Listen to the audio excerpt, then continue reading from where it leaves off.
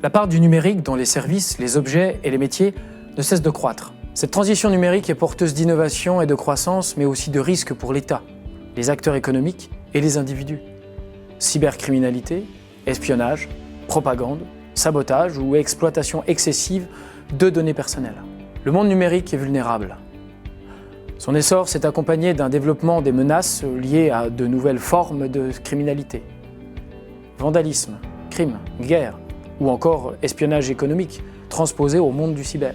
Mais alors vers qui se tourner pour sécuriser son système et ses données au quotidien et surtout qui contacter en cas de cyberattaque? En France, la cybersécurité est gérée de manière centralisée par l'ANSSI au sein du Secrétariat général de la Défense et de la Sécurité nationale, SGDSN. L'ANSSI est placée sous l'autorité du Premier ministre. Elle est une institution qui se charge d'assurer la sécurité et la défense des systèmes d'information de l'État en anticipant les menaces.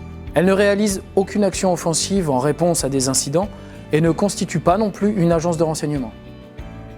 Elle agit pour la sécurité du numérique avec son centre opérationnel qui fonctionne 7 jours sur 7 et 24 heures sur 24 afin de détecter des attaques potentielles auprès des services ministériels. Elle se charge de qualifier des services et des produits développés par les industriels pour sécuriser les utilisateurs.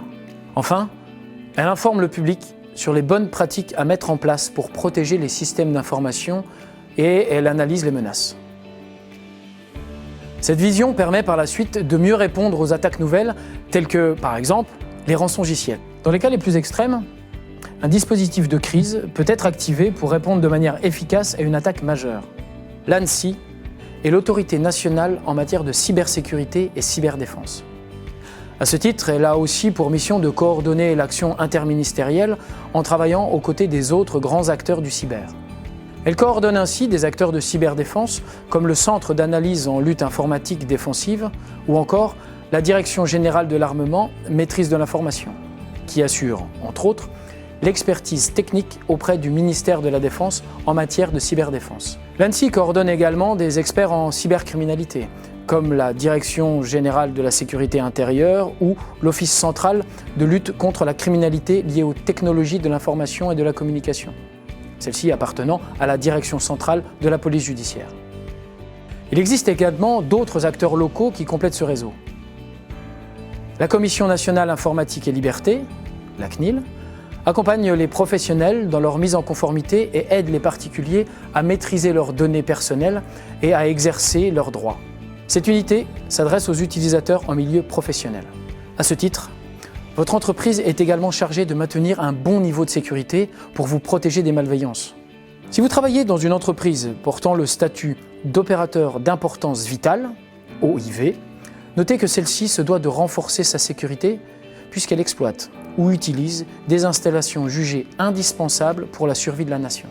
D'autres experts peuvent également vous aider à maintenir cette sécurité, comme des experts judiciaires, des acteurs du domaine de la sensibilisation en sécurité des systèmes d'information ou des associations. Enfin, vous pouvez vous faire accompagner par des sociétés éditrices de produits de sécurité qui vous proposent des logiciels ou du matériel, comme par exemple des pare-feux ou des antivirus.